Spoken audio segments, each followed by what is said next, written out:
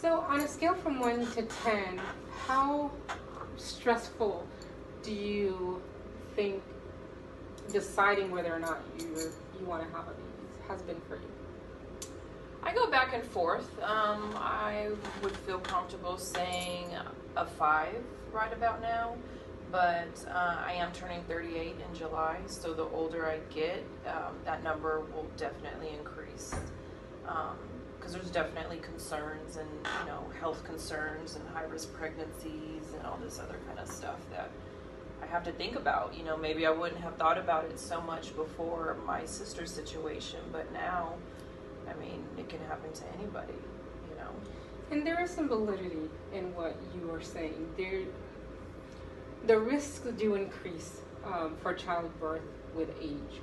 I think over 30, some of the risks would be maybe a preterm labor, maybe a higher need for a cesarean section, low birth weight of children. And I think even after 40, then the chances of risks happening are even greater. So then there is a higher risk of your child being born with Down syndrome. When you hear about those risks, what do you think?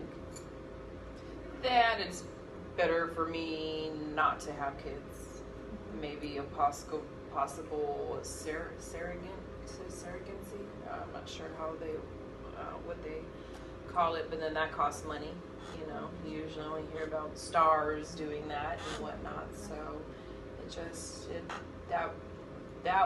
that would raise it to maybe an 8 if I had to think of all the possibilities that might or could happen. So you say an 8, why not a 4 or a 5? If I was 21, it would probably be a 4. If I was in my prime, it would probably be younger. But I know with technology and the medical field, it has gotten better. So, it's just everything's so scary.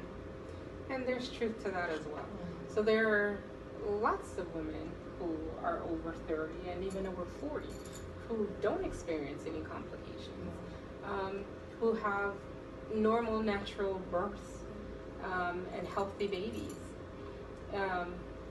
And so there would be some risks for you to consider, but there's also maybe nothing will happen. That's true. That's true. How do you feel about that? Always being positive and optimistic about a situation is good, being positive and thinking okay, who says it's going to be me just because it happened to somebody else, especially for my sister.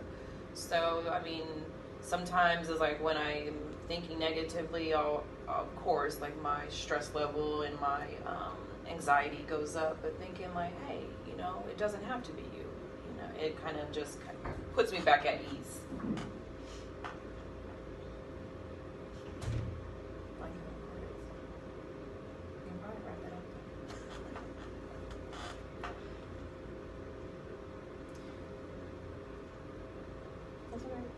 How are you feel? How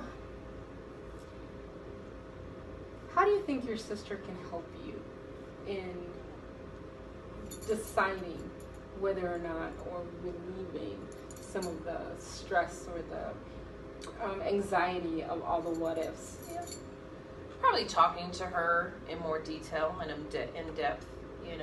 Maybe she can share with me the things that she wished she would have not done. Although she's pretty healthy and in shape, of course. But maybe there was some things, I don't live with her or anything like that, but maybe there was some things that she was doing to kind of increase, maybe being too active rather than, being at a high risk, not staying in the bed more so, or just kind of getting her take on it, since she was the one that went through that traumatic situation and everything. And she knows what the risks were, firsthand. So I think sharing the good and the bad and just kind of being very honest about that. And then, maybe also asking her what her doctor told her in the beginning, before she was trying to have a kid or anything those lines. So I know that you talked about how your sister was able to advocate for herself. Yeah. She was able to advocate for herself. She was able to get the test that she needed. She was able to essentially have a good outcome in that she has a healthy baby girl. She's able to take care of her. Has there been a situation where you've had to advocate for yourself?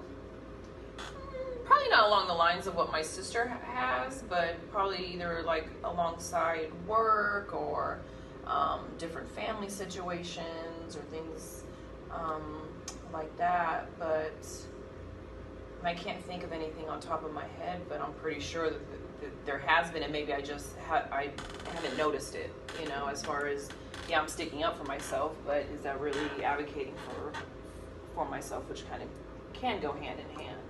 But there's not a situation right now that I can really think of. I would have to think about that. I only mention that because one of your anxieties is that in having a baby, you might not be heard if you're in a similar situation as your sister. And even though it was a hard situation for her and very serious and very scary, she was able to advocate for herself. Yeah, she was. Do you think that you might be able to do that as well? Oh, I think definitely in that kind of situation, yeah, you know, because I would be forced. It's like either fight or flight kind of a thing, you know, and if the doctors weren't listening to me, if I was in that situation, then yeah, it would definitely come to that, you know, and hope if I'm not able to, then hopefully there's family members, and especially with Serena having, you know, firsthand experience, you know, maybe they'll be more aware of exactly what could happen, you know, and then just kind of heighten their level of care for me. So, yeah. So in knowing that you would be able to advocate for yourself and realizing that, does that relieve any of the stress for that for you? Maybe a little, that there's, you know, a voice will be heard kind of a thing, and, you know, it helped my sister out, so that kind of helps with that a little bit. And on a scale of 1 to 10, how healthy do you think that you are? A little high cholesterol. I need to change my eating habits here and there.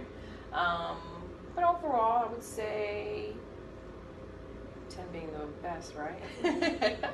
I would say 7. Yeah. And why not a lower number? Why not a 3? I would say, as far as being unhealthy, I wouldn't say a lower number, just for the fact that, you know, I am active. I do enjoy working out. My eating habits aren't too bad, but I could always improve. I can definitely lose a little bit more weight, according to the doctor, eat better, you know, and watch my calorie intake possibly. So there's always room for improvement, but knowing what unhealthy can be compared to where I'm at now, I feel comfortable with a 7. So what I'm hearing is that, and in overall, what I've heard today from you is that you are still having some anxiety and struggles with the complications that Serena had with her pregnancy. It's affecting your decision of whether or not you would like to have children in the future. Right. And your anxieties were more so of being afraid that the same thing would happen to you and not being heard by the doctors, Right. and you not being healthy enough to maybe have a healthy pregnancy. But what I've also heard from you is that you are confident enough that you would be able to advocate for yourself in a similar situation. You've also stated that you think that you're relatively healthy. And so the likelihood of you having similar or a lot of complications aren't as high. Where I'm going is, I think maybe if maybe you followed up with your doctor to maybe discuss what some of the complications, possible complications could be. If maybe you followed up with your doctor with that, maybe discussed it with him, talk to your husband and your sister about your anxieties, maybe that would help you to maybe alleviate some of the stress behind your decision to maybe have or not have children. Yeah. How do you feel about that? I think that's a good idea with